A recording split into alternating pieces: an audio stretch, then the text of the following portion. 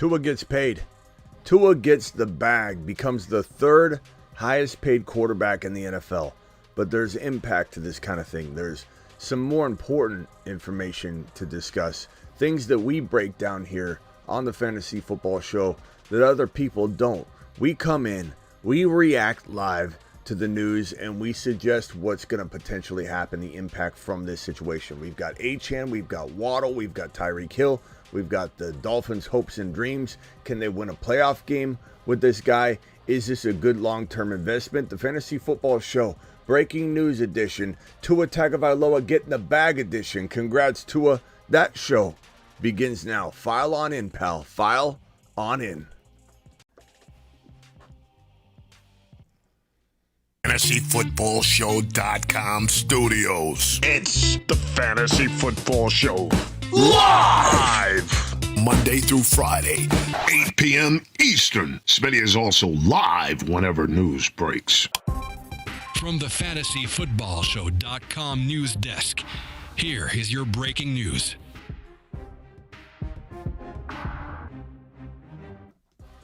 So, let's start off by saying congrats to Tua, not trying to knock him down to size or anything. This is amazing for him. Honestly, the way he's been treated by his own team and the NFL with this concussion situation, you guys know my stance, I think, by this time, that the NFL has kind of ignored what happened, that Miami Mike McDaniel, even though I love Miami Mike McDaniel from a football perspective, a fantasy football perspective, this guy sent him back onto the field when he clearly was concussed, and that pisses me off. And who knows what kind of long-term damage has been done to Tua, and so I'm glad he's getting the bag. I think he deserves it for that alone. But you got to ask the question from a football perspective, allocation of resources, is this an overpay? And I see some of you guys using the term overpay in the chat. And I got to say, like, the third highest paid quarterback, this is wild. I think that, like Goff getting money, he was the third highest paid. That is how it works with the NFL quarterback, payment scale. Is the fifth or sixth or seventh highest paid gets to climb up to like 2, 3, 4. And that way everybody can kind of use them as a ladder and keep climbing up. So it's not unusual to see somebody that's not, in the top 4 or 5 quarterbacks getting top 4 or 5 quarterback money so that the real top 5 quarterbacks can climb up above and get paid more. But it is still quite a bit of money for a guy that you don't know if he's completely out of the woods with his concussion situation. He's also coming in, underweight. He's lost a lot of weight. And so being dragged down, which is the biggest risk factor for him in terms of the concussions and the recidivism of concussions, would be grabbing the jersey and dragging him down like a rag doll. And when he weighs a significant amount of weight less than he did last year, when he's in the pocket in the most vulnerable state, I'm not even worried about him taking a hit, head on or something. I'm worried about him being pulled back and his head whipping against the ground. And that's where a lighter player is going to have more of a struggle staying on his feet when being dragged to the ground. Just because he didn't suffer a concussion last year doesn't mean he's out of the woods with the concussion stuff. There is talk at one point that he might need to retire. And while he escaped 2023 without a concussion, there's still concern that he gets popped or he gets thrown to the ground again at a lesser weight. Who the hell knows? Hit that thumb up button on the way in the door. We got a low amount of thumbs up here on a breaking news show. Okay, so come in, wipe your feet. Appreciate you all being here. I'll open the phone lines in a second, but please hit that thumb up button. We got literally 4 thumbs up already, and that's it. Thank you. Let it rain thumbs up, please. But I don't know. This is a tough one for me. I do think that they got put in a box, right? The market's exploding. Tua's gonna probably get. He's probably going to get something along the lines of like 45, 50 million in any other scenario. But the Dolphins are like in a jam, right? What are they going to do? It's kind of like Dak Prescott. What can you do? The answer is nothing. And let's be honest here. As much as we're worried about Tua staying healthy, as much as I feel like maybe it could be risky for the organization to lock up this amount of money to a player that could take a hit in week 2 and never return to the game, or be in some sort of state of like, I don't want to say this is not what I want to happen, but I could just see taking a pop in week 3 or 4 and then having this like long period of time where we don't know what's going on. He's not returning. They're evaluating him. They're looking into it. They want to make sure that they play this safe. And then we find out, like, this is the kind of thing that in my mind, I'm thinking worst case scenario, is it possible? Could he never have another concussion again? Keep in mind, concussions are an enigma.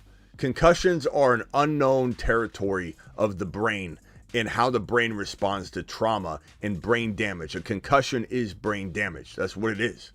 And anybody that knows what they're talking about will say this exact phrase. We don't know a whole lot about concussions, and we don't know a whole lot about the brain, to be honest with you. And so if someone says, oh, he's no more likely to get concussed than the average player, I want you to run away from that person and that advice. The NFLPA sought out some doctors' opinions on Tua Tagovailoa, asking what are the odds of him having a concussion against other players, and the response was something along the lines of he's no more likely to get concussed than the average player. And that is absolutely ludicrous, because the truth is a concussion specialist, somebody that spends their entire life dedicated to that topic and that situation, is going to tell you we don't know anything about concussions. That is the truth.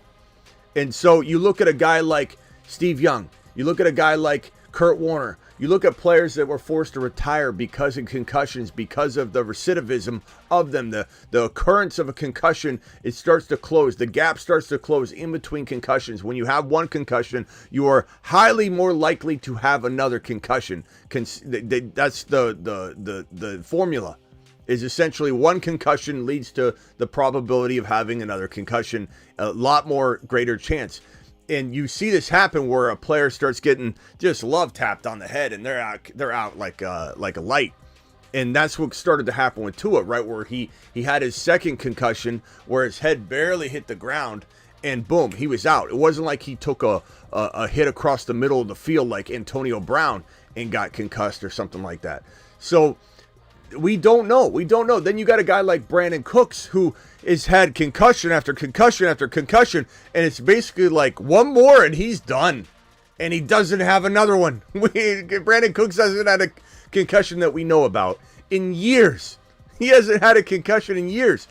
And let me make this point abundantly clear before I go back into a positive direction. This is all just a little bit of like my reaction to a team paying Tua Tagovailoa a still very curious case of concussion concern, $53.1 million per year annually, which is third in the NFL. My concern is that we don't know what's in store for Tua concussion-wise. You don't know. Just because he escaped last year without one, you don't even really know if he had one. This is conspiracy time, but think about it. You are in a vulnerable position to either get paid or not get paid. You're being told maybe you got to retire from the game. This is so bad. And you end up playing and you go out in the field and you end up getting popped pretty hard or your head hits the ground and you're feeling like maybe this is another concussive state you potentially, maybe a small one, you're in. Are you going to tell a soul when you're about to get paid this amount of money that he's getting? I wouldn't.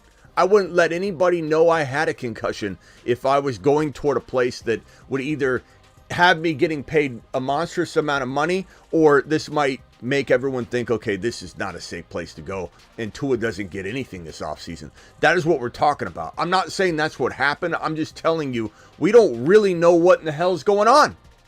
I mean, this is a team that sent him out onto the field unaware that he was concussed. When he went down, his arms locked up and he froze on the field. He got up and stumbled. His teammates picked him back up. Every single person watching with a brain, even people without a brain, even if you didn't know what in the hell you were talking about, you were like, something's wrong here.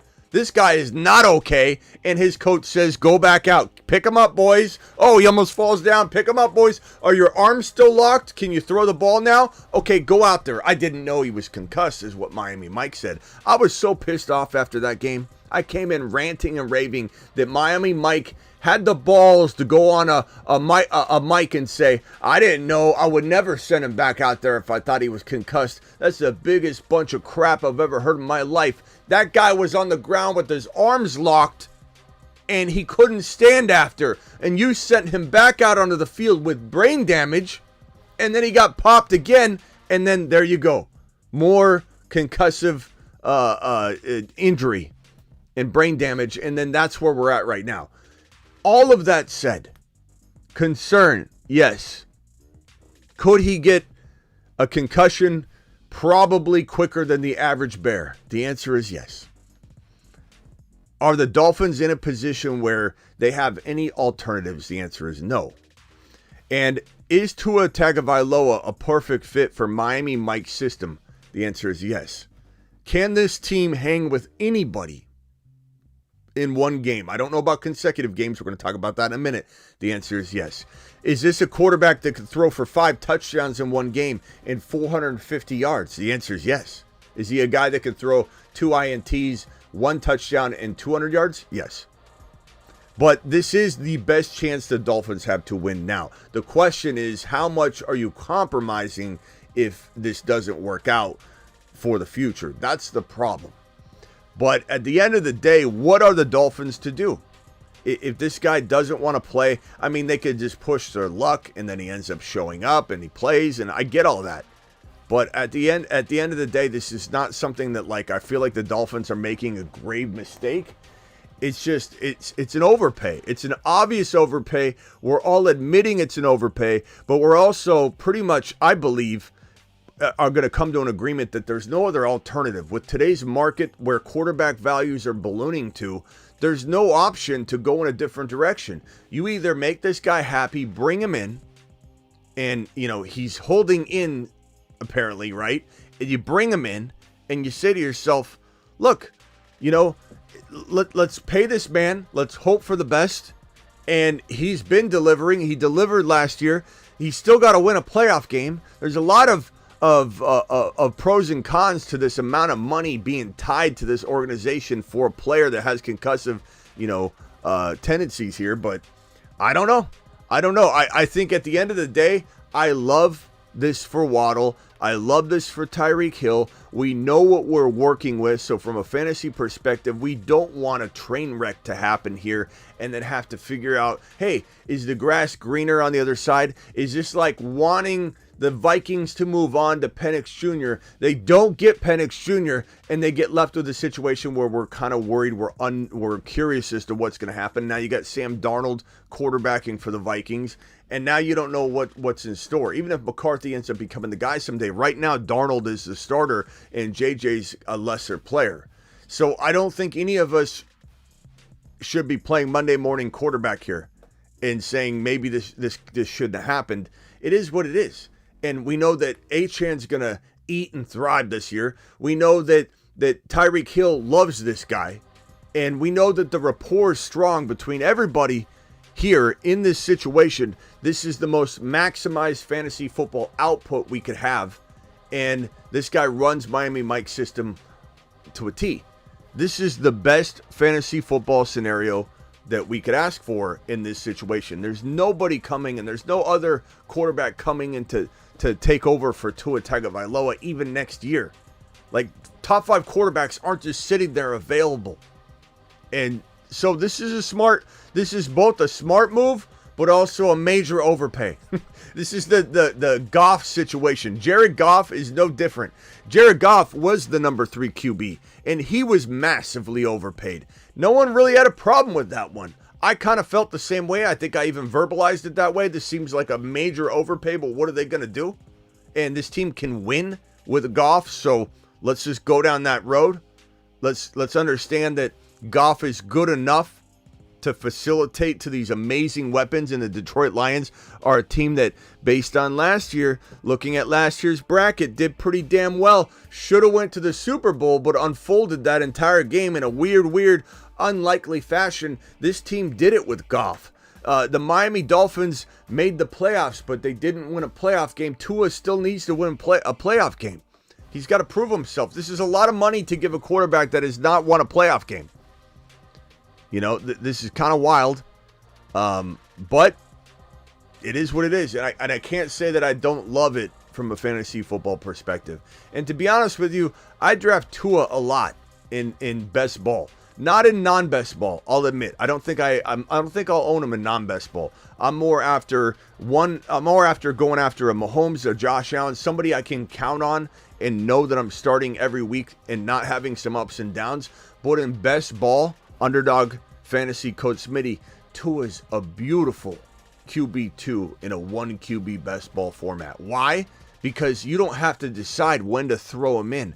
But he is one of the most capable 4-touchdown, 5-touchdown, 400-yard passing quarterbacks in the National Football League. Not on the regular, but this is a guy that could have tremendous spike weeks because of not only his ability to thrive in Miami Mike's system, but he has weapons, a track and field team that could explode at any moment. Achane could have a receiving touchdown, a rushing touchdown, while Tyreek Hill has 2 receiving touchdowns and Waddle has 1 receiving touchdown, and the receivers sum total between Waddle and Hill have 200 yards receiving. Achane has 125 on the ground and 56 receiving, and Mostert even has 100 and a touch. This is the kind of team that can drop that kind of spike week.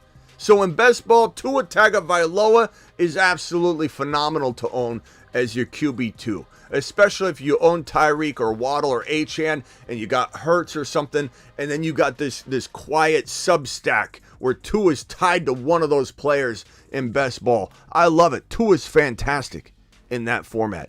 In non-best ball, I'm not gonna draft him, mainly because you're relying on him staying healthy. You have to decide when to play him and when not to play him, and if he gets hurt in the middle of a game, you're screwed in that game. So I do tend to avoid Tua in non-best ball. But that doesn't mean I don't love him in best ball. It doesn't mean he doesn't have a place in my heart when it comes to fantasy football. And let's give Tua the respect he deserves. Let's give him a standing ovation for getting the bag. He's the 3rd highest paid quarterback in the NFL. Tua, good job, pal.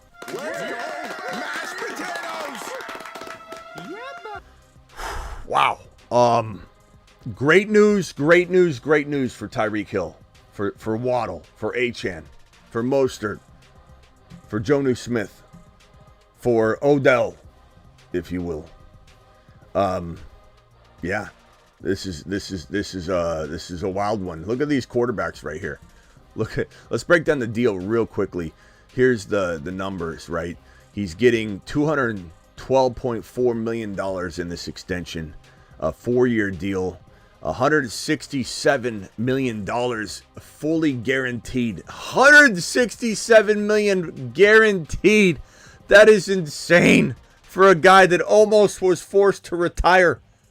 That's the part that's like, what are we doing? Like, I understand. Again, I just mapped it out. There's no other option.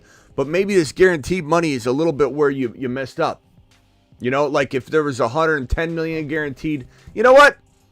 Let's roll it out. Let's see if this works out. Maybe we're risking the biscuit on this, but 167 fully guaranteed is wild. 53.1 million per year, and then again, it was a total 212 4-year deal. And then this puts him, the pecking order here, this puts him as QB number 3 annually for NFL quarterbacks. You got Joe Burrow with 55, smoking cigars at the top there. Trevor Lawrence, 55. Like, hey, in all fairness, is Trevor Lawrence as much of an overpay as Tua? Yeah, and that goes to the whole notion that this is a climbing system, a ladder of sorts, that Trevor Lawrence, Tua, and Goff don't belong in the top 5. They don't. I don't care who you are, what you say. You're never going to convince me that Trevor Lawrence, Tua Tagovailoa, and Jared Goff deserve to be in the top 5 quarterbacks paid in the NFL annually. They don't. But the way this works is those guys are a stepping stone, a ladder for the next crew. Dak's going to climb up it.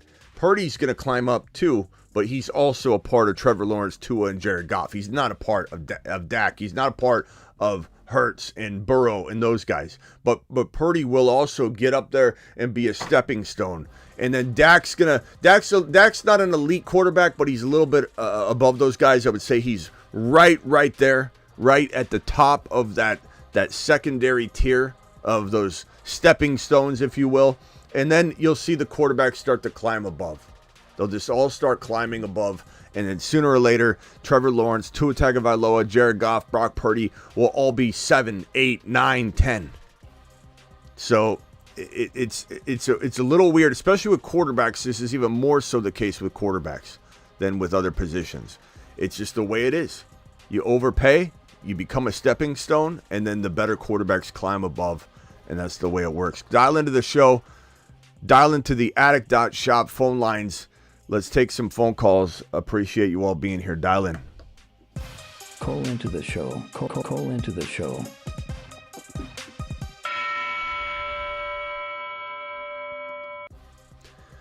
Dial in. Tua becomes the third highest paid quarterback in the NFL. Very, very, very interesting live stream we have here to discuss. 167 fully guaranteed again, 53.1 million annually. And then now we've got ourselves some security for one of the most explosive groups of talent, wide receiver, running back talents in the National Football League. I don't think there's a more exciting team than the Miami Dolphins when they're on fire, when they're throwing the ball, running the ball. And this is a team where Achane and Mostert could have 100 yards each and a touchdown, and Tua could still throw for 3 touchdowns. The only negative here, and this is from a football perspective, but not a fantasy football perspective, is that when Tua does have big games, when this team faces a tough D, they can fold and they can be inconsistent. And that goes back to in redraft, non-best ball. I'm not interested in Tua because of the ups and downs. The other thing to really be concerned about in terms of concussions is that this offensive line is kind of, I don't want to say decimated, but it's definitely been hit kind of hard this offseason. And so from my perspective, again, the concussion risk is highest when Tua's in the pocket. It's not highest when Tua's scrambling. It's not highest when Tua's running outside the pocket and gets hit by a cornerback or whatever. It's not highest then. It's highest when he's not looking.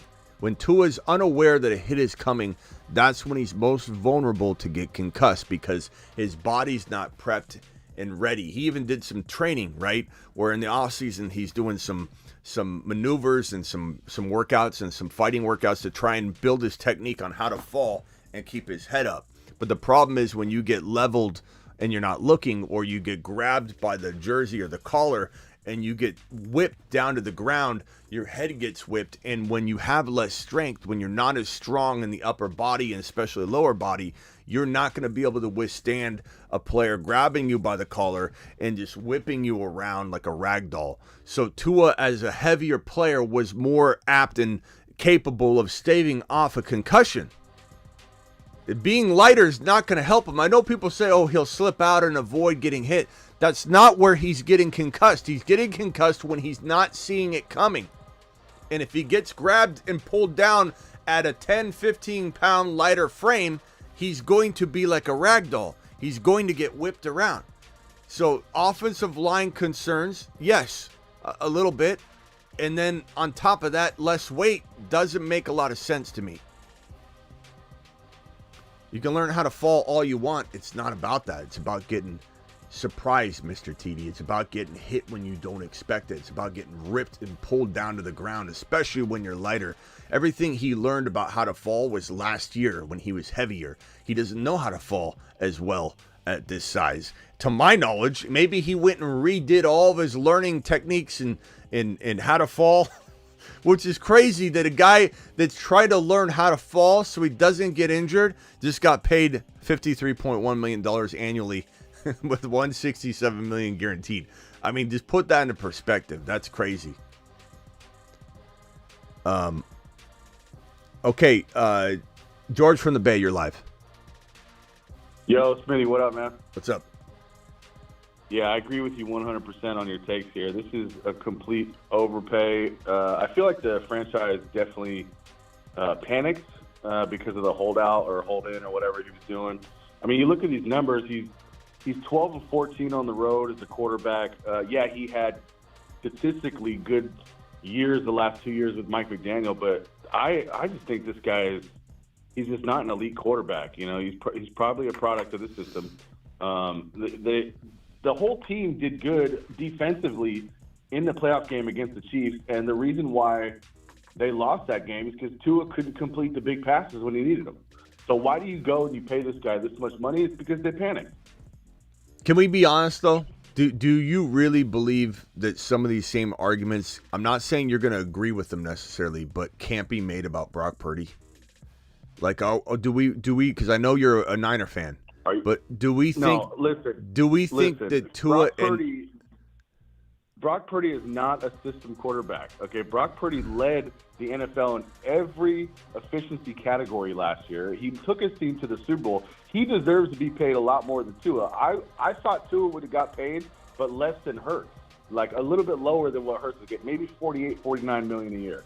But for him to get 53 is just bizarre. I could see Purdy breaking the market and getting 60 after he balls out again this year. Which is crazy to me because he's not a top 5 quarterback. I like Brock Purdy a lot, and I think that him, Dak, and Tua personally are in the same bucket. If you want to put Purdy at the top of it, that's fine. Hold on. But I do want to make it about Purdy too, because this is a quarterback that's gonna be affected by this. It's all connected. So Purdy and Dak, and these are the next quarterbacks up, bro. So it's very relevant. But I just think that. Right. I think that when we start throwing around things like Purdy is an elite quarterback, Purdy is so much better than Dak or Tua, we're getting into a dangerous territory where this guy has a massive system that is so much more, even though it's very similar. This Miami Mike came from San Francisco. It's very similar. A lot of motion. You know, these are two great teams offensively, but Brock Purdy's working with a much more refined, cemented in system, while Miami Mike is still refining it. There's still a lot of holes, a lot of vacancies, a lot of offensive line issues. Brock Purdy, if he loses Trent Williams, which is a problem all on its own right now, which I think it's resolved quick, but if he loses Trent Williams in a year or whatever, and Christian McCaffrey's going to drop off easily within 1 year, I would say you're lucky if you get one more year out of Christian McCaffrey. Brock Purdy, whether he's a system guy, but that's what I'm saying. Tua and Brock are the same. You're making my point. That's exactly what I'm saying. So what I'm saying is that Brock Purdy is a system guy. Yes, I believe that. I think he's better than most of the system guys, but he's 100% a system guy. You take Tua and put him in San Francisco, you're getting the same result, bro. You take Lamar Jackson, put him in San Francisco, you're going to win a Super Bowl. Like, that is such a good system to be in. Brock Purdy, we don't know what he is. We saw him kind of fall apart in the playoffs, almost the entirety of the playoffs, bro. Like, he did save the Niners in that Green Bay Packer game at the end when he scrambled. Had he not scrambled successfully, you would be seeing your fan base saying, are we replacing Brock Purdy? That's how vital that one run was. I don't think you remember how you were feeling about Brock Purdy, or at least if it wasn't you, how the fan base was feeling about him. Oh my God, maybe this guy isn't it. And then when he scrambled, got the first down, he was a god again to the Niner fans. And it was an important scramble. And let's give him his flowers. He did it. With the pressure on the line, he scrambled. He got a first down. The Niners won the game. Had he not gotten that first down on that scramble, we would be having a different conversation about Brock Purdy. It's just plain and simple. He has a different skill set than Tua. You don't see Tua trying to scramble like that. Now you're comparing something that has no relevance. I'm not saying that Purdy's not a better scrambler. Look, Tua's he's more capable of having a 400-yard, 5-touchdown game than Brock Purdy is. Like, we can't. There's different pros and cons to both of them. But to suggest that Purdy's on a whole nother level than Tua Tagovailoa, bro, that's a slanted goggles on Niner take. I'm sorry, it is.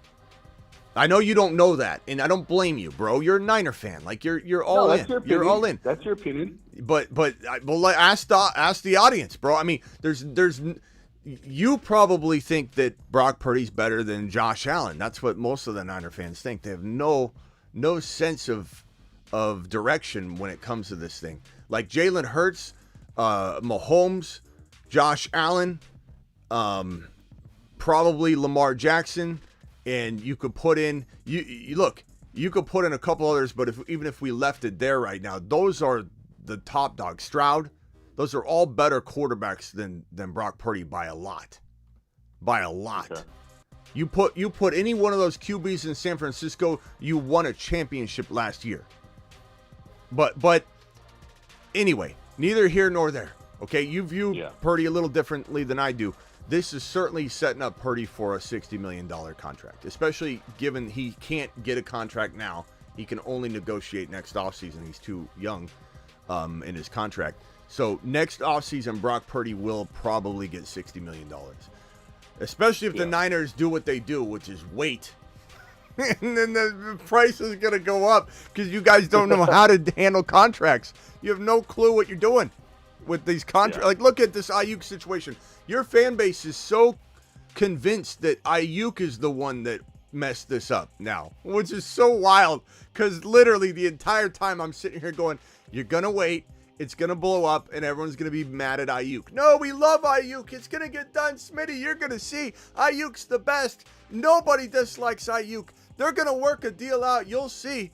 And then now everyone hates Ayuk. He's a diva, and the reason the deal hasn't got done, just like everybody blamed Deebo Samuel, is because it's the player's fault, not the team's fault, when they historically continue to shit the bed when it comes to contract negotiations. And then the players that finally get their deal by the end of it, even if Ayuk gets it, it's not a win.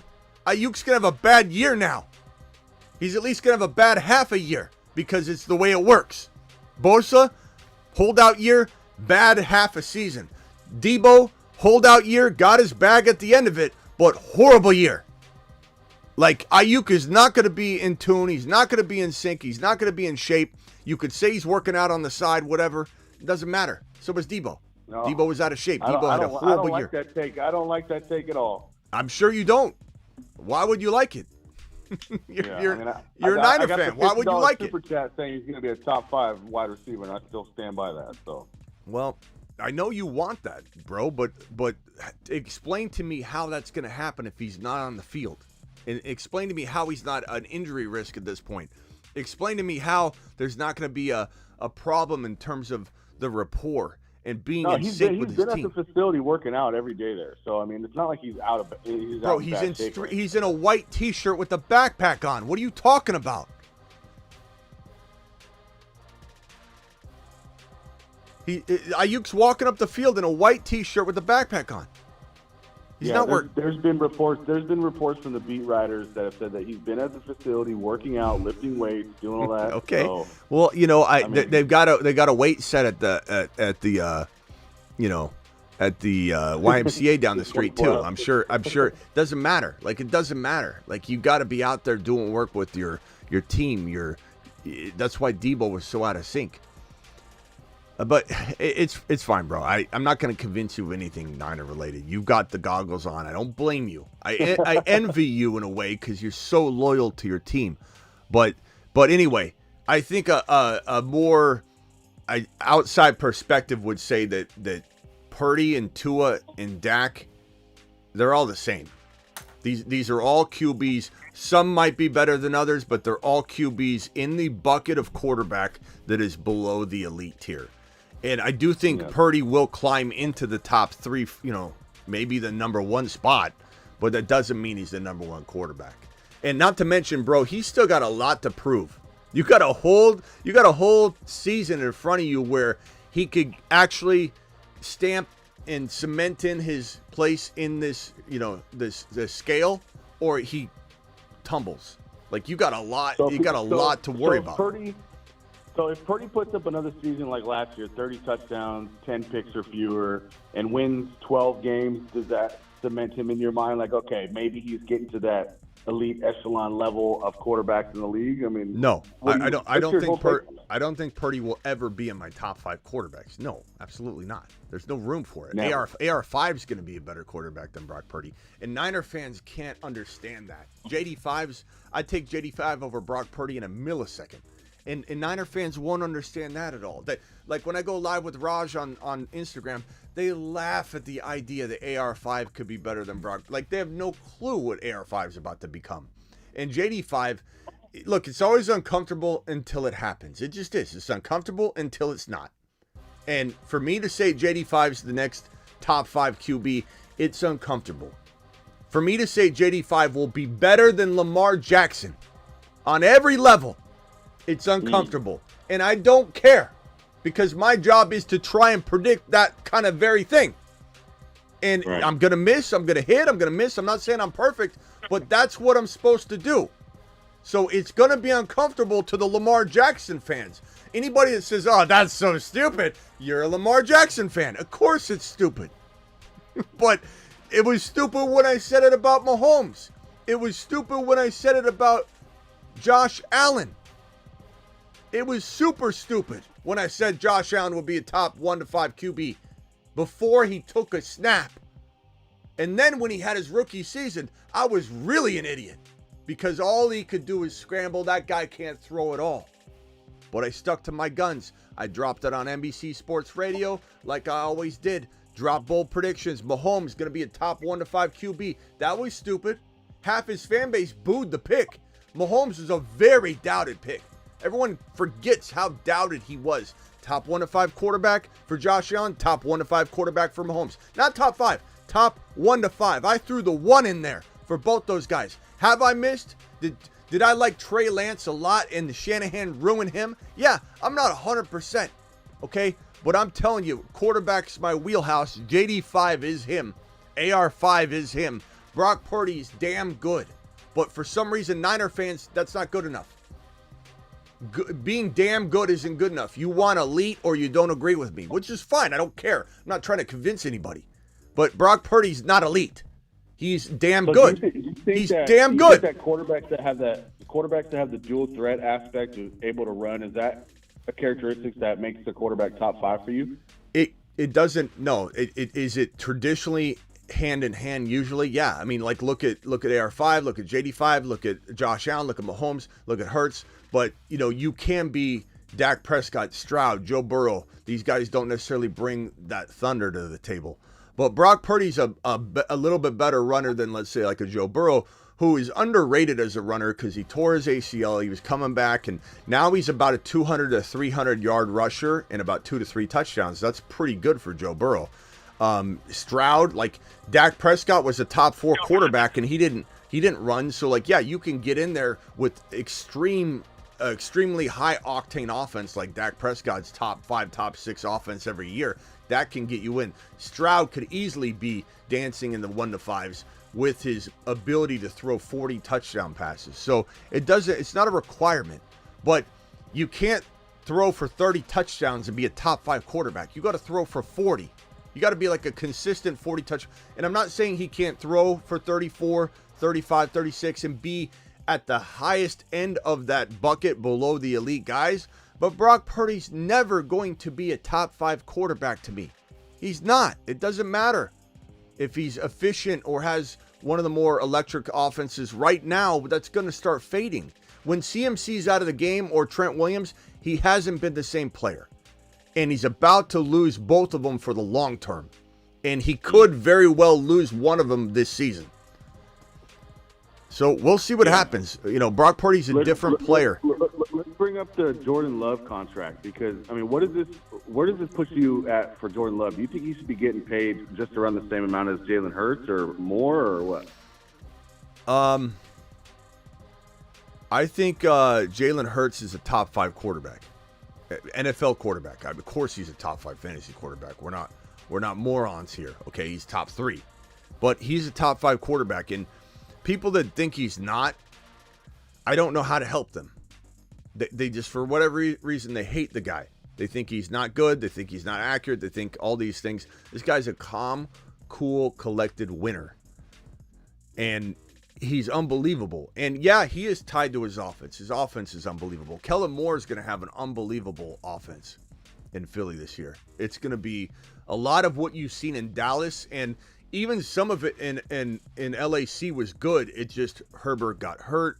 There was a lot of injuries. Yeah. The Chargers were kind of set up for failure anyway, kind of like I think they still are. I think they're just like a damned franchise right now. But Kellen Moore is going to be amazing. Fangio, this whole thing's going to be turned around on both sides of the football. They drafted well. They had probably the best offseason out of any team. They had one of the best drafts out of any team. This team is done phenomenal. And they're going to absolutely take the league by storm. They got a top 5 running back. They got one top 5 wide receiver. Maybe the other one's top 8, 9, 10. They've got a top 10 tight end that's very underrated. Yes, he's got to stay healthy. And they've got one of the very best offensive lines in the National Football League. And they have, in my opinion, easily top 5 NFL quarterback. This is going to be an electric offense. Now, the same things I said about Brock Purdy, though. Like, you can't separate Brock Purdy from situation. The only thing I'm saying is he's about to see some deterioration going on with his offense in a year. The window's closing for the Niners. Can you replenish? Maybe. But you're going to lose CMC. You're going to lose Trent Williams. You're going to lose Kittle at some point. This is aging out. The entire team is aging out. Debo, will Debo even be on the roster next year? I think he has a remarkable year, and he's going to put the Niners in a situation where your plans now might be to part ways with one of the wide receivers, but Debo might make it really hard for it to be him because he's going to have such a big year. I think Debo's going to look good, but the mileage is high. This whole team is going to start at some point, unraveling here and there. What's Brock Purdy look like with the lights on? That's what I'm trying to tell you. I'm not saying he's awful. I've even said to you, he's a damn good quarterback. That's a pretty good compliment, bro. Like, if I say that in a Niner community, like if I go on live with Raj on Instagram, and I'm in a big Niner room with 200, 300, 400, 500 Niner fans in the live stream when we go live, and I say Brock Purdy's a damn good quarterback, they're like, did you hear this guy? He said he wasn't elite. They just can't handle it. They can't handle it. He is Dak. There's nothing wrong with that. Dak is a damn good quarterback who doesn't get enough respect. But I can say the same thing with Brock Purdy. And I even say a lot of things about Brock Purdy. Like, he's intelligent. He's hardworking. He's humble. And I've never seen a quarterback, especially in an offense as complicated as the Niners, with all the motion and polling and everything going on. I've never seen a quarterback that shouldn't have been prepared, where the starter goes down and him going and he knows everything. So he's very intelligent. Those are all great things, and I think those overwhelm any sort of deficiency he has. But we'll find out. He did turn into a pumpkin at times during the entirety of the playoffs, bro. Every single game, the Green Bay game, Detroit game, he turned into a pumpkin several times. So we'll see what happens. Let me go. Hold on 1 second. Let me go over to Rock Out. Rock Out, you're live. And then I'll go back to you, George. When it comes to Tua and Purdy, who do you think would be better without their full throttle of offense of power? Do I think Tua, like in fantasy 2024? Yeah, Yeah, I think Tua outscores him, but that's tough. I mean, injury, like there's injury concern there. But am I drafting Tua in best ball more than I'm drafting Purdy? Yeah, because I want those spike weeks. In non-best ball, I don't draft either because I want a top 5 fantasy football big dog. Mm-hmm. But would I draft one as my backup and redraft it? Let's say it fell a certain way. I guess so, sure. But I don't know. I mean, Purdy might be safer because it feels like he probably has a better chance of playing 17 games because of the concussion concerns. But I think per start, Tua will outscore him. Tua's got a track and field team. Not that the Niners don't have a bunch of talent. They obviously have one of the most loaded rosters offensively in the National Football League. But I just think that a lot of it goes through Christian McCaffrey. Not all of it's going to be thrown to him. And then, you got some moving parts right now in San Francisco that could make things bumpy to start the year potentially. With the Ayuk situation, Ricky's banged up now. supposedly. And, we'll find out. Kittle lost 30 pounds in the offseason, and, he's getting back to form. So, there's some injury concern for me. I the Niners, they had some good luck last year staying healthy, and this is an older team that's aging out. They're all pretty much like in their prime, but at that tipping point, I have a bad feeling that Niner fans are going to be hit with some injuries this year, just because everybody's at that tipping point. And the workloads have been so insane for guys like Christian McCaffrey. Like, it's inevitable that injury's going to get you at some point, so it's hard for me to imagine this team staving it off, especially you add in the fact that Ayuk is in holdout mode. Even if he's holding in, his injury risk goes up tremendously. Debo's got mileage galore, even though I love him this year, I do. And Christian McCaffrey is 28 years old. That is the you're holding your breath type of season. And his injury history, he's kind of like shaking the label off, but no one's sitting here going, oh yeah, I don't worry about it, with Christian McCaffrey. And, did kind of leave us hanging in week 17, so we already got a taste of it, of what it feels like to have McCaffrey great all year and then not be there at the end. He did it to us in week 17. You might have lost your championship because of Christian McCaffrey last year. I did. I lost a big underdog tournament because Christian McCaffrey and Alvin Kamara sat out the entire second half of Week 17 and royally screwed my championship run. I was so pissed. With what? Yeah, with Tua, he'll have like a good 3-month stretch just to end. He gets a little inconsistent, but besides that, and if he stays healthy, it'll be pretty good. I mean, the guy had a tremendous amount of yards. I mean, he clearly knows how to operate and facilitate in that offense that Miami Mike has constructed. That's very similar to the Niners in some ways, but very much more of a track and field assault. Yeah, but like a racing team. We look at Tua. He was QB 12 in 10 to 12 in most formats last year.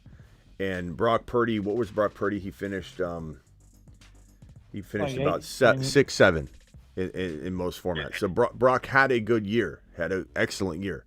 He had 31 passing touchdowns. He had 4,200 passing yards. We had a lot of QB injuries though too, to keep in mind. Like, probably would have been more like QB 8 or 9 in another year. But this was a good year for him, and Tua had 46-24 passing, 29 passing touchdowns. They're very, very similar quarterbacks. The only difference with Tua and Purdy would be like the turnovers, right? Maybe a little bit more for Tua. The opportunity to throw interceptions is going to be a little bit greater, but he takes bigger risks. But not him, but the offense would. But Tua having another 4,500 yard, 34, let's say it's 34 passing touchdowns, 4,600 yards again, and 13, 14 interceptions. That's totally possible. Brock Purdy this year, I kind of envision him having something along the lines of 4,000 yards passing, if he stays healthy, 4,000 yards passing, about 30 to 31 touchdowns again, and probably about, I don't know, call it like 10 to 13 interceptions. So a very similar year, which will put him around 10, I think, at the end of the day. Without, major injuries to QBs above him, that will put him around that territory. So they're pretty close. They're pretty close. I don't think either one of them have the capability that Josh Allen has, where Josh Allen can score 50 total touchdowns. Like Josh Allen and Jalen Hurts are 40-plus total touchdown, I think, locks this year. Near locks, especially with the shorter field and everything. The question about Jordan Love. What was your question about Jordan Love? Was that George from the Bay? Oh, yeah. I wanted to see where you thought that contract would land. Would it be lower than what Hurts is averaging per year, or more than?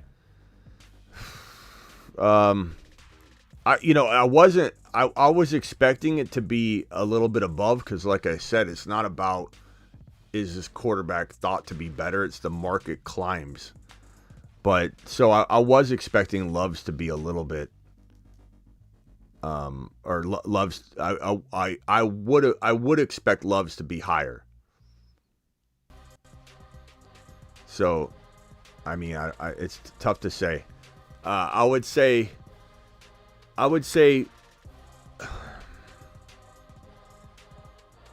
the next contract, whoever it is, Dak, whoever, is going to probably be higher than Tua's, or right at Tua's. Wow. I mean, but because it's a ladder, bro. So the next QB, it's probably 53 mil, 54 million, 55 million. Brock Purdy, if he signs in the very beginning of the offseason, like right when he's capable of signing a new deal, it'll probably be 58 million, default, if he in fact has a similar year. Yeah. So I don't know. Yeah, I was curious. You made me look at my exposure on Underdog, and guess what? Brock Purdy is my highest owned quarterback at 17%. Yeah, I get it, bro, and I don't blame you if you're a Niner fan. Yeah, but I have Anthony Richardson right behind him at 15, and then Jordan Love at 13. So I mean, I feel like I've got a good exposure to good quarterback. Yeah, we'll see. If I had to predict Jordan Love's contract, I would probably say 55 million. Wow. Tied for Trevor Lawrence. Maybe 55.1 to be second. Yeah. I think he'd be second at the current quarterback, scale here. Why would he not, though? What would make you think Love wouldn't get more than what Tua just got, let alone what Jalen Hurts? Like, what's making you try and scale this appropriately? Because it's not scaled appropriately. It's scaled based on the highest paid of. It's kind of like the stock market, bro. What was the last when you're buying Apple stock at, let's just call it $501? Just throwing a number out there. The reason it's 501 is because the last person that bought it for 501. So it's like, even though it's not necessarily the same thing with quarterback money, it really is like the next guy and wide receivers. The next guy is getting what the other guy got, and that's it. I mean, I'm not saying that a secondary sub, wide receiver is going to, but he will according to his grouping. So if, for example, Ayuk is not in the category of JJ or Lamb or any of those guys, but he's in Waddle, so he wants Waddle's money. Ayuk wants 76 million guaranteed, like Waddle got. St. Brown got 77 million guaranteed. That's what Ayuk wants. Ayuk sees himself as a Waddle and St. Brown. Even if we all, maybe not George here on the phone, but even if everybody else thinks that St. Brown's on a whole nother level than Ayuk, which I believe he is. No, I never said that. I'm just assuming based on the goggles you're wearing. But that's what Ayuk thinks. The next guy, no matter what's getting that money. The same thing. So yeah, I think it would be wild to me, especially with the leverage that Jordan Love has. I don't think you would see. Let me just see here, and I think that. I think quarterback contracts off of resume, right? Obviously wins and stats combined, and I think Jordan Love should get more than Tua because I feel like he's a better quarterback. Well, he will get more than Tua. He'll get more than Trevor Lawrence probably, like I said, by a buck. Even if he doesn't, bro, he might get more than Burrow. He might be the number one quarterback paid by the time he signs his contract. And I'm not saying he stays there, but why? What on earth are the Green Bay Packers going to do? They got to do this, bro. Not to mention, they just came off such a very successful season where they should have honestly beat you guys. It was in the cards in that game. It was in the cards. It didn't happen. It should have. It doesn't. I mean, it's good that it didn't for you, but this is a team that cannot wait. They've got to fold to what Jordan Love wants, and they're going to. And so that might make them 55 mil. If the Packers beat us in the playoffs, I think they would have challenged the Chiefs a lot more than we did, for sure. If not beat the Chiefs in the Super Bowl. Yeah. We'll see. Rock out. What's your prediction? Jordan Love's contract. Let's see. Maybe like 54 million average. Okay, so right there. Yeah, I'm gonna say he becomes the highest paid quarterback in the National Football League. Oh, how much? 55.1 million. Because Joe Burrow's getting 55, just like we saw Tua get 53.1 to go above Goff. We're gonna see Jordan Love get 55.1 or $55.2 million per year annually. Who knows? Who knows, bro? All right, guys, I'm gonna kick you off the line here. Appreciate you. Call in later.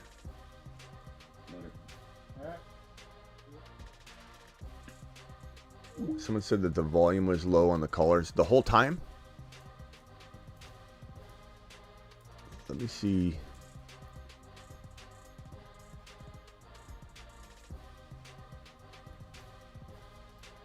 Oh man, I think something was turned off. That auto turns off sometimes.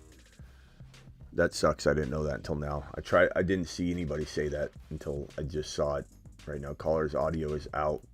Did it just happen or was it the whole time? I'll take that under the last 5 minutes. Okay. Something must have just auto turned off. What in the hell, man? Look at the setting and it's stupid. $70 million or $70 million. $55 million per year is what we're looking at for Jordan Love. I do think that now that this Tua contract has been inked, Jordan Love's is within 48 hours. I think within 48 hours, maybe even today, we have a Jordan Love contract announcement. Also, I think Trent Williams within 48 hours gets his money too.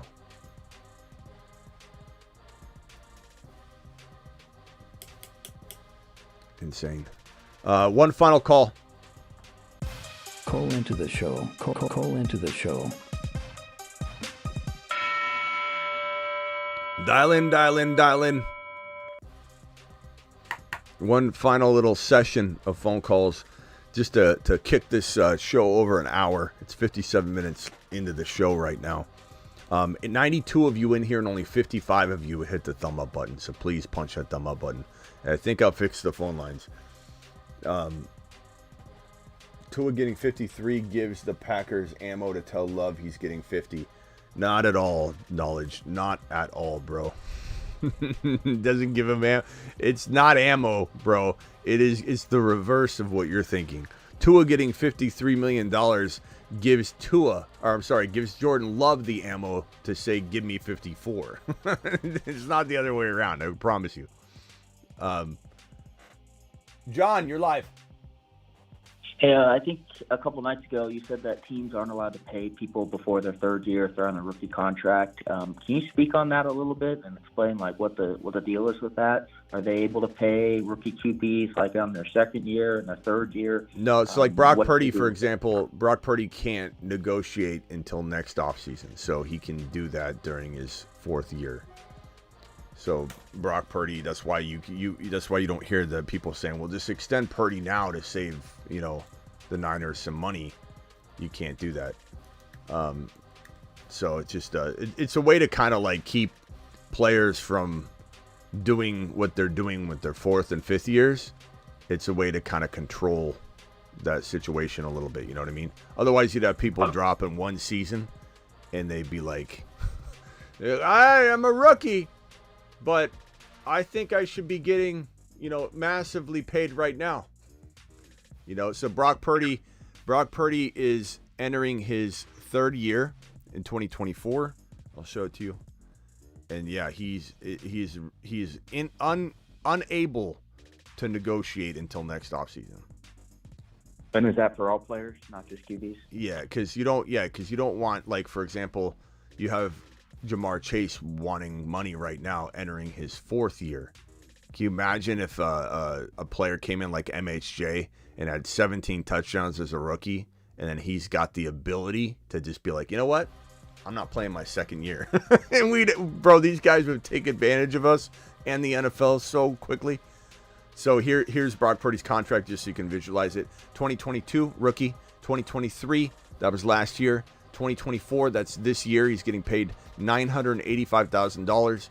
And then he'll get his new deal entering his 4th year, similar to Jamar Chase trying to get a deal in his 4th year. Rookies drafted in round 1 have a 5th-year option. Brock Purdy does not have a 5th-year option. He has his 4 years, then he becomes an unrestricted free agent. So because he was the last pick in the draft, he was Mr. Irrelevant. All right, well, Maybe one more question. Based off that alone, won't people have to go in order to pay him? I'm sorry, I can't hear you. You sound like you're talking into your armpit. Based off the salary cap and everything. John, I don't know what you're doing with the phone, John. Are you trying to talk in your ear, or what are you doing? Hello? Can you hear me? John, call back. We don't know what you're saying. 415 caller. What's your name and where are you calling from? Hey, Smitty, this is Viral Clips. What's up, man? I don't know if you remember me. I think so. What's not up? much, man. Where are you calling from? Just New York. All right, what's up? What can I do for you? New York. Yeah, I'm just wondering. I don't know what my draft pick is, but I'm thinking if I'm late 2nd round pick, would you be okay with the Devon Achane that early, or are you looking for more like I don't know, Derrick Henry, Pacheco? So I'm looking for like late 2nd round running back. Curious to see what you think of those. I would take Achane at 2.1 if I needed to, just to give you an idea. But I'm not saying to do that. I'm just saying, so you talk about mid-second, I'm fine with it. But do I want Kyren Williams over Achane? I'm torn on it, but the answer is yes, but I'm torn on it. I hate making that decision, but Kyren Williams and then Cuffham Decorum is an absolute lock in the 2nd round. But I think Achane's fantastic in round 2, bro. So my answer is never going to be, stay away from Achane in round. Bro, I'd take him 2.1 if I needed to. His ADP's not there, but that's where his ADP belongs. Kyren deserves to be a top 5 overall pick, and for whatever reason, the world is just doubting him into the 2nd round, which is glorious for every one of us. Achane should be at the 9, 10, 11, 12 area, but he's not. He's at the mid to late 2nd round, or in some formats, in some leagues, in some circles, you're worried about taking him in the mid-2nd. Am I going to get laughed at here? So yeah. His value's all over the map, but Achane is absolutely worthy of any 2nd round pick. Now, is there a pick that I'd rather have like Barkley in some cases? I'd probably mix up. I love Barkley this year. I'd probably mix it up, I guess, if I had the same pick over and over, but I haven't been doing a good job of that. Usually I'm taking Kyren and Achane at every turn, and you know what? I know what I'm signing up for, though. I advise people to diversify their portfolios because they can't handle when things go awry. And they're like, Smitty, you told me to draft Achane, and he got hurt, and now I'm done. I'm never watching your channel again. I know what I'm signing up for. I'm okay with having my entire season come crumbling down on 80-90% of my leagues, because I'm also understanding that if I land it, I have a greater chance of winning so many more leagues. And I've done that my entire career. And that's the way I play. I play a little bit more aggressive than I teach. But that's me. Love that. What about, sorry, go ahead, would last you one. take Jameer over Kyren? Gibbs is a 1st rounder, bro. So, yeah. I'm going to try and get Kyren in round 2. I'm taking Jahmyr Gibbs anywhere inside the 5 to 10. I'd take Jahmyr Gibbs at over 5. Barkley. Yeah, Barkley's a 2nd rounder. I'd take Jahmyr Gibbs at 5 overall.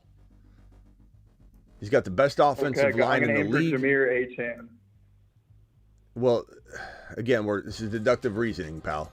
Like, Gibbs is a top 5 overall pick to me. You know, that I would take in the 5 to 10. I'd take him at 5. I'd take him 5 to 10. Achan's a second rounder that deserves to be in round 1, but he's not. So he's a second rounder. Achan deserves to be in round 1, but he's not. So he's a second rounder. So don't get ahead of yourself and start drafting out of turn, or you're going to end up losing value that's on the table for you. So Gibbs by far is the first rounder. You know what I mean? Yeah. All right, bro. Call in when I come back live at 8 p.m. to discuss more, all right? Okay. All right, Thanks, later, pal. 646 caller, and then back to John. 646, what's your name and where are you calling from, pal? Hey, Smitty. My name is Igor. I'm calling you from New York. How are you? Your name is what? Igor. Igor. That's the first. I know we might have had an Igor before. Igor from New York. What's up, Igor? Well, I'm a long-time listener, and I could not get through to you. It's the first time I'm actually on the phone with you, so it's great. It's great to hear your voice. To the moon. Appreciate you. What can I do for you, Igor? Yeah, I did a few drafts back in June and July, and wanted to ask you about my team a little bit. I did a very, very early draft, tried to jump on ADP a little bit earlier. Listen to your shows. Okay. So I think I got a decent team. But I was trying to see if you Smitty approved, all right. Spit it out. Go ahead. All right. So my team, I started with Bijan Robinson, Bijan. Then I got second round. I had the 5th pick. I got Karen Williams. And then I got Mahomes as well. Okay. And then I got Pachenko in the 3rd round. Forgot about him. Mahomes in the 5th, like I said. This is a premium tight end league where you get 1.5 points per reception.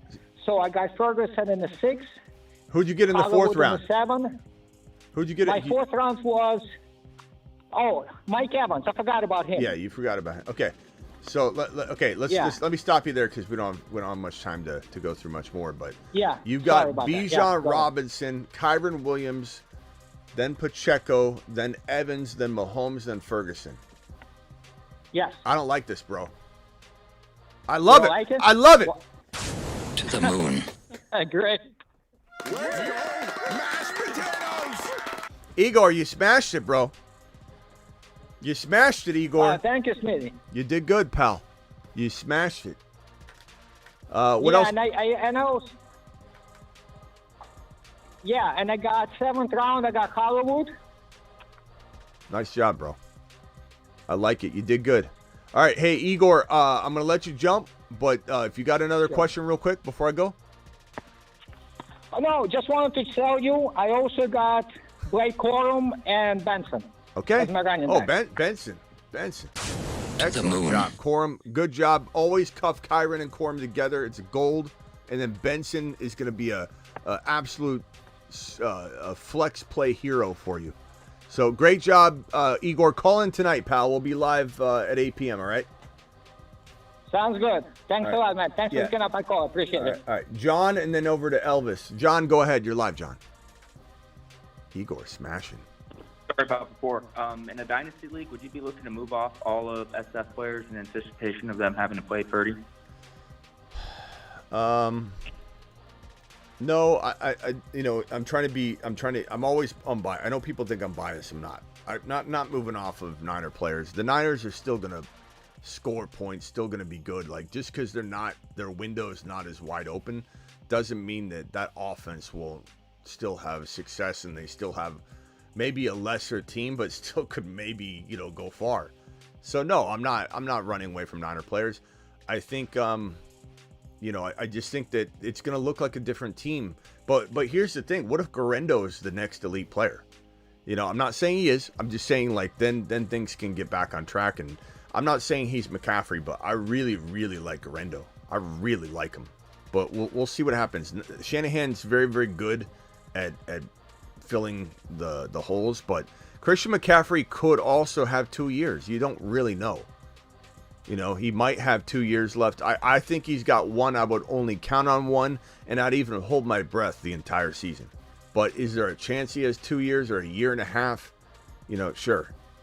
It's possible, bro. But I'm not moving off of 49er players because of, you know, the future concerns about things getting, like, lesser. They still can do amazing things. All right, bro. See you later. All right, call on at 8 later. Elvis, you're live. Smitty, I really want to say I've really enjoyed the whole off season. You know, I started listening to you last fall, and you really encouraged us to keep listening to you throughout the off season, and it's been really wonderful, and I appreciate all the hard work you're doing. The moon. What I was going to ask you is, I've kind of deployed the different draft strategies you've talked about, and one of the things that I've noticed is when I don't take Jalen Hurts or Josh Allen in the third or fourth, there's a big kind of QB lull versus the other positions, and then I land on Joe Burrow. So my question for you is, would you say that what's the gap between Joe Burrow and, say, you know, the fantastic the three guys, right? Mahomes, Hurts, and Allen. What's the difference between them and Burrow, especially if I can do like a Bijan, Cooper Kupp, Jacobs, and Kamara, or some type of Tank Dell, some type of combination like that before I get to my quarterback. I mean, bro, it's apples to apples. You know, you got to compare these things in a way that makes sense. Like Mahomes in round 4 in best ball is absolute highway robbery. Like it's yes. you can't get better value than Mahomes. He's the best pick in fantasy football, probably in all of best ball in round 4 or 5, and you can even get him in 5. There's just no better pick. This guy could be number 1 overall, and I know quarterbacks score more, but he's the number 1 overall scorer in all fantasy football potentially this year, and he's going in 4 or 5. There's just no comparison. As much as I love cigar smoking Joe Burrow, the player I can get over here where Joe Burrow is going, like Trey Benson, who I love. I understand not everybody loves him, but I love him. And I think Benson's going to compete with whatever running back you're going to draft here once he's in there. And if we can't use Benson because you got to draft a complimentary player to sit in there until Benson gets his number called because he's not going to start week 1, then give me Zamir White. Like Zamir White and Mahomes outscore Burrow in whatever running back you're getting in 4. Or if we play the wide receiver game. I mean, I love Keon Coleman and Mahomes more than I love any wide receiver you can get here with Joe Burrow. But there is a point where if the wrong player falls or not the right player or I get sniped, that it ends up being even. You know, like worst case scenario for me is we both do well. But I don't think someone is going to, at least 9 times out of 10, maybe 99.99% of the time, I'm never going to get outplayed taking Mahomes in 4, and the player that the person is taking here, my version is where Burrow is. Apples to apples, I'm smashing the hell out of that. And that's what's so funny to me about these best player, these don't take a quarterback early bozos that just act like you're destroying your chances, and the QB pool is so deep. Every position's deep. This is the deepest pool of across all 4 positions of player pool we've ever seen. And I've got a dead zone running back video coming out here in hopefully the next 24 to 48 hours. And the dead zone running back video basically tells you there's no dead zone. Like people are talking about this like it's the theme of it's going to be the White Walkers, essentially. Everybody's talking about the White Walkers and the storm coming. Winter's coming. Winter's not coming. Winter's not coming. There's no running back dead zone. Is there a dry spell? Are there places where it gets a little thin? Sure. But there are running backs everywhere across the entire board. And so I'm not scared about trying to grab a running back here or a wide receiver here. This is going to be the dead zone video will be coming soon. So look for that. But you know, it's funny you say that, because I feel like, this is my personal opinion, I feel like out of all the positions in the early rounds, the running backs have been the most valuable, at least the way I've been drafting. Well, I feel a lot better because you can get their backups much later, and then now you're really secure in that Well- area, and then receivers are dime a dozen. I mean, you had to have seen. You said you've been watching the videos all year. You have to have seen that I am going so all in on running back this year. Not because I'm not drafting best player available, but because best player available is opening the door to running back on the regular to like at a clip of 80% of the time. I'm sitting here going, who do I take here? I'm taking Achane in round 2. I'm taking Bijan in round 1, and I'm smiling all the way to the bank. And that somebody's going to make fun of the fact that I went running back in the best ball, and I'm going to laugh back at them. I'm going to literally just go to the bank and show them my napkin that has even if I was to grab, let's say, Cooper Kupp in round number 3, okay? And I'm not saying that's the best pick in the world, but it feels pretty damn good. It feels pretty valuable. And if we say we're getting Mahomes in best ball in 4, we're getting maybe a little McBride action over in this 5th round. This is a winning team. I've gone one wide receiver, and people are going to make fun of my wide receivers. They do every show. There's always some clown in the chat going, hey, you need more wide receivers. No shit. Like, this build is on purpose going light wide receiver. Like, what do you expect? If you take Mahomes out, now you don't have Mahomes, and now, yay, you got Zay Flowers. I like Zay. He's good. He was a moon man last year, but is this team going to win more than the team that I'm going to build where I'm grabbing maybe a riskier wide receiver than Zay Flowers? Sure. Is he riskier? Maybe. Does Keon Coleman outscore Zay Flowers? I believe he will, and I have Mahomes. So what in the hell are you talking about is what comes out of my mouth. How am I messing up by going extra heavy at RB and QB? I'm strategically, on purpose, trying to deep dive at the wide receiver 2, 3, 4, 5 position, and I'm fine with it. I'm fine with it.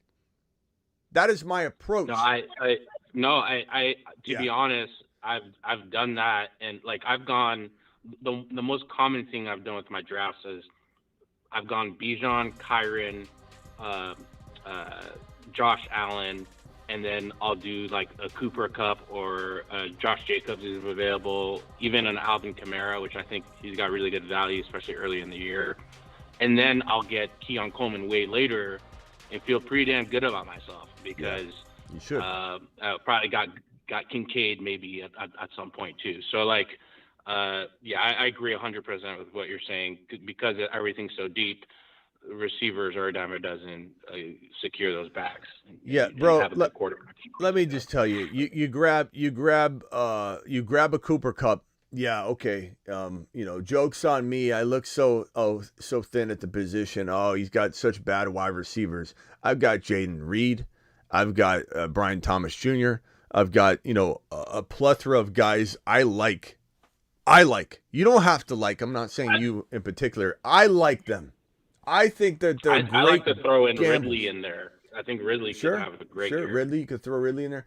Watson would be another one that like you could potentially say you've got Reed and Watson. In best ball, I love. I don't know if I have Christian Watson's mug on here. Let me see if I do. Where is he at? I don't think I have it. Is he in the 80s? Is he in the 80s? Well, no, I'm I'm just trying to see if I had a graphic for it. So let's say I have Watson, right? So I got Reed, I got Watson, I've got Cooper Kupp. Whatever order these guys they're going in. Sometimes they're later. I'm just gonna put them in this like middle area because you can get them all over the place. And then what do? I love to throw in a little crafty Jordan Love as my QB2, kind of a understated bully QB approach in a 1 QB. And now I've got Reed, Watson, and Jordan Love cuffed together. I got Mahomes, Bijan, Kupp, Achane. I love that people hate that team. I love that people walk into a best ball draft where I'm deploying such a strategy and they go, Smitty, I think I heard this on another fantasy channel, Smitty. You need wide receivers. You're right. You need more wide receivers. you need to draft. I don't like your wide receiver. Okay, you do you, Bob. I personally absolutely love taking a gamble on the wide receiver 2, 3, 4, 5 front, because this is such a deep wide receiver pool, such a deep running back pool, such a deep QB pool, such a deep tight end pool. Every position is loaded to the rafters. If you're taking best player available, you'll find your diamonds in the rough at any of the voids that you might present yourself. But specifically these rookie wide receivers like Leggett and Keon Coleman, and you mix them with the Watsons and the Reeds and the players that are in abundance later on, I'm absolutely, ear to ear. Wicks, you could grab Reed, Wicks, and Watson in the best ball as your wide receiver 3, 4, 5. It's pretty good. It's a pretty good strategy. Those guys are going to go. 2 of them will probably go off on very normal occasion, and one of them, of Wicks, Reed, and Watson, are going to absolutely explode every single week.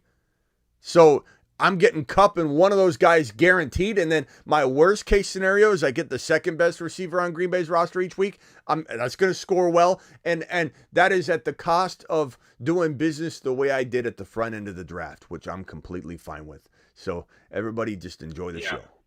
All right, hey Elvis, calling at 8 p.m. Appreciate you, bro. Will do. Appreciate you. Later. All right, guys, I am out of here for now. We'll be back at 8 p.m. Eastern to discuss. I'm sorry if I didn't highlight. I put them on the screen here. But Daniel Orton, are you still here? Kevin, are you still here? And Rockout, are you still here? Rockout says, JD5 looking good. Send him to Saturn. Absolutely. Rockout, appreciate you, my good man. We've got Daniel Orton saying that the Packers management was like, okay, Daniel. And then Kevin says, I'm chafing and uncomfortable now. Okay, Kevin, appreciate you guys dropping these $2 wads to express those things on screen. Thank you very, very much. Rock out, appreciate you. Appreciate all of you. And I'll see you all at 8 p.m. Eastern. Congratulations to Tua Tagovailoa. Whether you think he's good or not, whether you think it's an overpay, I think we all can agree that everyone right now is an overpay. Trevor Lawrence is an overpay. Tua is an overpay. Jared Goff's an overpay. To be honest with you, Justin Herbert, the way they're going to use him is an overpay. And then Hurts and Lamar belong up top, but that's the nature of the payment scale for quarterbacks. They just climb up, and then that gives Hurts an avenue later to climb back up, and Lamar later to climb back up, and so on. And so, I do think Jordan Love's going to be at the very top above Burrow. People call him an overpay. We don't know what he is yet, especially outside of our circle. People are going to doubt Jordan Love more than we do because we like Jordan Love. But Dak Prescott, Jordan Love are looking, and I don't think I think this deal makes it harder for Dak to get his money. I think that, and we didn't really touch on that too much. We'll do that at 8 p.m. But Dak is probably less likely to get his bag every one of these contracts because Jerry's already trying to be cheap with it. So I don't know. A couple of owners just need to not pay these average QBs. Yeah, the tough thing is you're putting a box for your situation, and then you're like, I don't care about everybody else. I got to do what's right for me, and then they pay them. It's kind of like Travis when people reach. Like, don't reach in the draft, guys. Don't reach in the draft. Okay, we're all the same community. We all like the same players. Don't reach, and nobody can do it. Everyone's like, but I'm on the clock, and I want Achane at 2.1. I'm going to do it. And then the next guy's like, if I don't take Kyron Williams at 2.2, someone else is going to do it. And then you guys just start reaching. It's like the whole mattress in the road on the freeway. Okay? You're in traffic. You're in a big jam.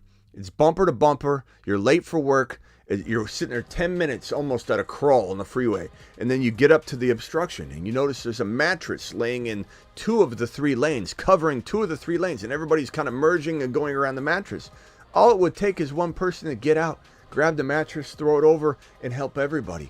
But the person right at the front just goes, someone else will do it. Boom. The guy that gets to the front goes, I've made it here. Someone else will grab the mattress. Everybody thinks someone else is going to step up. That's psychology for you. We break this down all the time on the show. We love psychology and the NFL and fantasy football. See you at 8 p.m., everyone.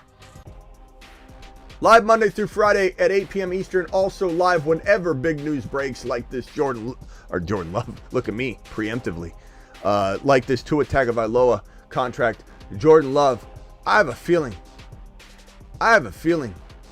Jordan Love is coming for his contract within the next 24 to 48 hours, maybe even today. We'll see. See you all at 8 p.m.